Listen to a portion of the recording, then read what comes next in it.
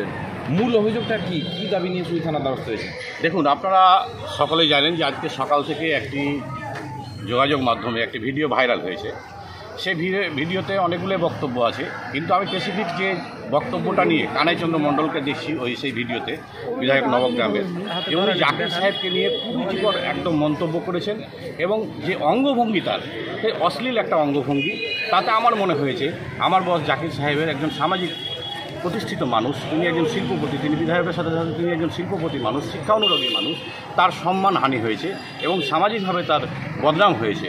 এই অভিযোগ নিয়েই কিন্তু আমি আজকে সতী থানাতে আইসি সাহেবের সঙ্গে কথা বললাম, এবং এসডিপিও সাহেবও ছিলেন, ফারাক্কা এসডিপিও সাহেব উনিও ছিলেন। উনি আমার সমস্ত কথা শুনেছেন এবং আমার অভিযোগটা গ্রহণ করেছেন। জাকির বাবুর ওপর মূলত হঠাৎ করে তার এই অভিযোগ কেন? মানে দেখুন, পার্টির যদি কোনো ব্যাপার থাকে সেটা পার্টি বলবে।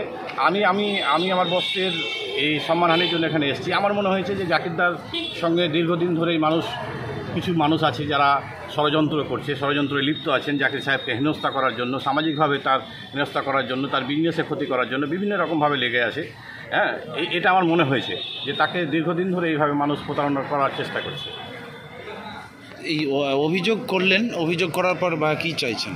আমি চাইছি যে এই অভিযোগের সত্যতা যাচাই করে অবিলম্বে বিধায়ক নবগ্রামের কানাইচন্দ্র মণ্ডলের যাতে আইনানুগ ব্যবস্থা গ্রহণ করা হয়, এবং জাকির হোসেনের কাছে আলাদাভাবে আমি বলবো, আইনের কথা বলবে, জাকির হোসেনের কাছে সোশ্যাল মিডিয়াতে প্রকাশ্যে জাকির হোসেনের কাছে ক্ষমা চাইতে হবে। যদি না হয়, যদি ক্ষমা না চাই, আগামীতে আমরা জাকির সাহেবের যে সমস্ত শিক্ষা প্রতিষ্ঠান আছে, 23খানা শিক্ষা প্রতিষ্ঠান আছে, সেই শিক্ষা প্রতিষ্ঠানের সমস্ত ছাত্রছাত্রী এবং শিক্ষক মণ্ডলী দ্বারা আমরা ছুটিতে যেখানে কানাইচন্দ্র মণ্ডলকে পাবো, আমরা তার জবাব চাইব, জাকির হোসেনের অপমানের জবাব তার কাছে আমরা চাইব, তাকে ঘেরাও করব।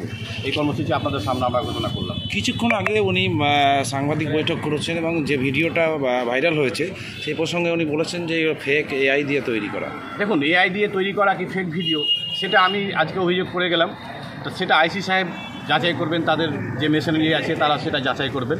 কিন্তু আমাদের মূল দাবি এটাই যে জাকির হোসেনের সম্মানহানি হয়েছে, তার সম্মানহানি হওয়ার জন্য আমি অভিযোগ করেছি, এবং আমি চাইছি, এবং বহু লোক চাইছে, আমাদের শিক্ষার প্রতিষ্ঠানের সমস্ত সবাই চাইছে যে এটার প্রকাশ্যে কানাইচন্দ্র মণ্ডলকে ক্ষমা চাইতে হবে আলাদাভাবে।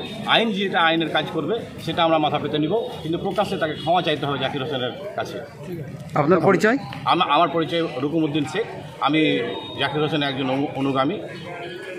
আমার বাড়ি ঔরঙ্গাবাদ।